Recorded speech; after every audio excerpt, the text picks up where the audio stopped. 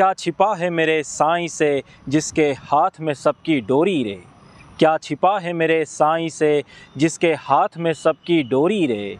तन की जाने मन की जाने वो तो जाने चित की चोरी रे। ओम साई राम, नमस्कार, प्रणाम। मैं सचिन माधव सुपेकर आप सभी का साईं के दीवाने चैनल पर एक बार फिर से हार्दिक स्वागत करता हूँ। दुनिया भर में साईं भक्तों ने अपने अपने स्थान पर बाबा के मंदिर बनवाए हैं।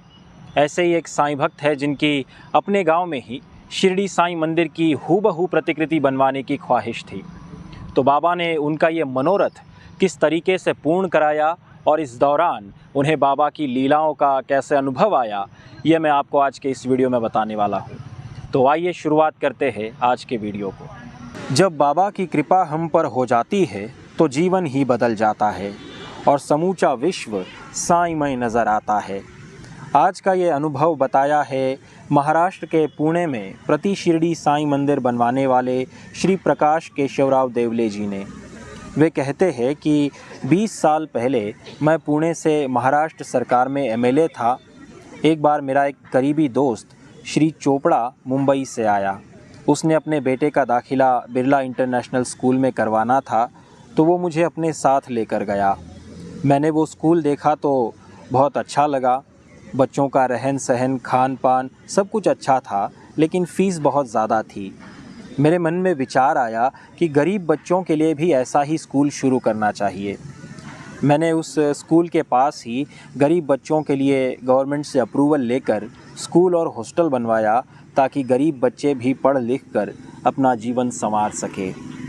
जिस दिन स्कूल का उद्घाटन था उस दिन मैंने कोपरगांव से चौहान बाबा को भी आमंत्रित किया। चौहान बाबा बोले, देवले साहब, यहाँ स्कूल में साईं कहीं नज़र नहीं आ रहे। जब मुझे स्पीच देने के लिए बुलाया तो मैंने जो ही बोलना शुरू किया तो मुझे बाबा मेरे सामने खड़े हुए से दिखने लगे। न जाने मुझे क्या हो गया, मैं अचानक माइक पर ज़ोर से चिल्लाया कि यहाँ बाबा आ रहे हैं, शिरडी का वैभव लेकर आ रहे हैं। मुझे कुछ समझ नहीं आया ये मैं क्या बोल गया। मैं खुद हैरान था। उद्घाटन समारोह तो अच्छे से संपन्न हुआ, लेकिन उसके 3 दिन तक मेरी अवस्था पागलों जैसी बनी रही। मैं किसी से बात नहीं करना चाहता था। कोई मेरे सामने आता तो मैं गुस्सा करता। मैं सुबह गाड़ी लेकर सिंहगढ़ चला जाता, सारा दिन वहाँ बैठा रहता और रात को घर आ जाता। मेरे 3 दिन ऐसे ही निकले। अपनी इस हालत से निकलने के लिए चौथे दिन मैं स्कूल में आया। मैं आकर बैठा ही था कि एक आदमी मेरे पास आया और कहने लगा कि साहब, आपसे बात करनी है। मैंने गुस्से में पूछा, क्या बात है? उसने कहा, आपको ज़मीन चाहिए? मैंने कहा, मुझे कुछ नहीं चाहिए, तुम जाओ यहाँ से। वो आदमी कहने लगा, साहब, आपको ये ज़मीन देनी है, फिर यहाँ से जाना है। मैं चिढ़कर बोला, फोकट में दोगे क्या? वो बोला, नहीं, पैसे लूँगा और ये ज़मीन आपको ही दूँगा। मैंने कहा, नहीं चाहिए, न तो मुझे ज़मीन की ज़रूरत है और ना ही मेरे पास पैसे हैं, तुम जाओ यहाँ से। और मैंने उसे वहाँ से निकलवा दिया। अगले दिन मैं स्कूल आया तब वही आदमी फिर से वहाँ आ गया। मैं उसे देखते ही आग बबूला हो गया और उस पर चिल्लाया कि तुम यहाँ वापस क्यों आए? तुम्हें कहा ना मुझे ज़मीन नहीं चाहिए। उसने कहा, ये ज़मीन आपको ही देनी है और फिर मुझे यहाँ से चले जाना है। मैंने तंग आकर पूछा, कहाँ है तुम्हारी ज़मीन? मैंने सोचा स्कूल का प्लेग्राउंड बन जाएगा। उससे पूछा, क्या कीमत है? उसने कहा, 3,99,000 रुपये। मैंने पूछा, 4 लाख क्यों नहीं? उसने कहा, नहीं, 3,99,000 ही चाहिए। मैंने कहा, ठीक है, जब मेरे पास पैसे आएंगे तो देखेंगे। मैं उस वक्त पुणे जा रहा था। मैं अभी कुछ दूर ही गया था कि मेरे मोबाइल पर मेरे किसी क्लाइंट का फ़ोन आया। उसने कहा, बैंक से लोन मिल गया है और मैंने आपके अकाउंट में 3,99,000 रुपये जमा कर दिए हैं। मैं ये आंकड़ा सुनकर दंग रह गया। मन में कुछ अच्छा एहसास हुआ। अगले दिन गुरुवार था। मैं बैंक से पैसे निकाल कर लाया और उसी दिन वो जगह ख़रीद ली। उसके बाद मैं और मेरे 5 दोस्त जब वो ज़मीन देखने गए तब सोचा क्यों ना यहाँ शिरडी जैसा मंदिर बनवाए। अगले दिन मैं अपने दोस्त आर्किटेक्ट, वास्तु विशेषज्ञ और फोटोग्राफ़र को लेकर शिरडी पहुँचा। वहाँ पर श्री वाकचौरे साहब से हम मिले और वहाँ पर हमने शिरडी का पूरा मंदिर नापा। उसके बाद हम कोपरगांव में चौहान बाबा के पास गए। वहाँ पहुँचते ही चौहान बाबा ने कहा, शिरडी जैसा मंदिर बनवा रहे हो? उनके मुख से अपने मन की बात सुनकर मैं हैरान हो गया।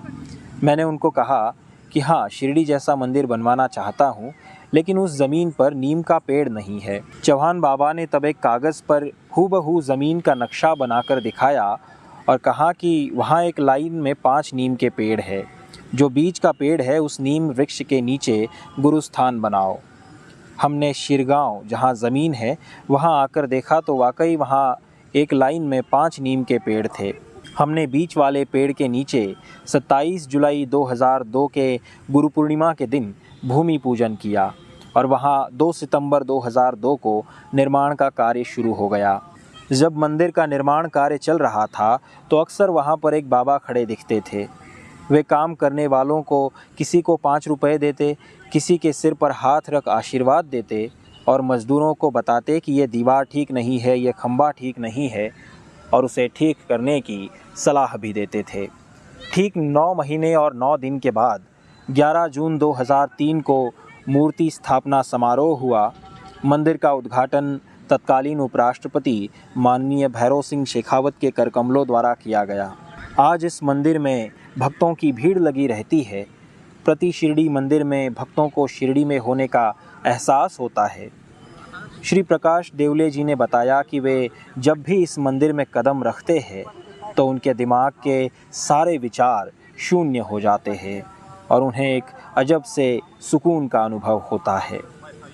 बाबा की पूजा सामग्री से जुड़ी कोई भी चीज़ शिरडी साईं दरबार से अपने घर मंगाने के लिए हमारी sainkedivane.com इस वेबसाइट को आज ही विज़िट करें और साईं के दीवाने चैनल को सब्सक्राइब ज़रूर करें।